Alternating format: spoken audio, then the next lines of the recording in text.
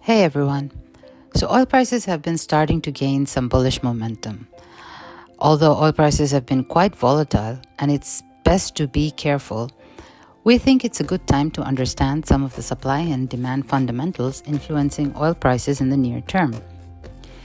Now, in terms of oil demand dynamics, we're seeing softer demand for oil. This is a given as global growth slows down. Now, Chinese demand is still running behind normal. We see China is still in deflation, and Goldman Sachs estimates that China demand for oil is still 15 million barrels per day lower than usual. The other issue is warmer weather. So warmer weather in parts of Europe and Asia has led to lower demand for heating oil and crude. Now, while demand has been sluggish, as we see industrial production and global manufacturing numbers improve, we're likely to see some increases in the demand for oil. China will as well continue with central government planned projects, and India's latest budget shows a focus on infrastructure spending. On the supply side, we're seeing mixed dynamics. On the one hand, we have had record crude production from the United States, while on the other hand, we've had OPEC cut output quotas to lower supply. And finally, we're seeing the geopolitical tensions in the Red Sea create upward pressure on oil prices.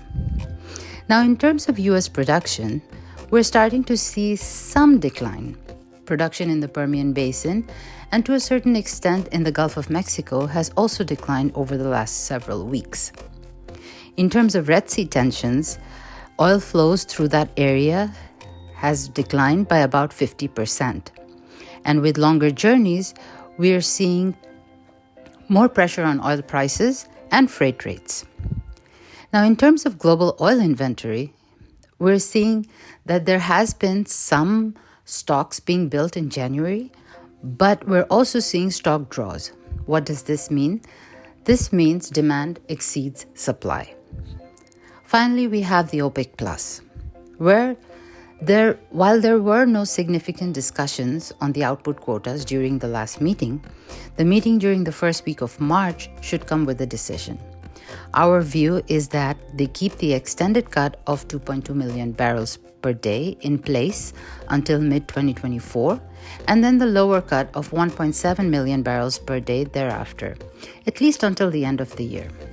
So the bottom line here is that we're likely to see some upward pressure on oil prices, and that's because demand is exceeding supply, at least for this quarter.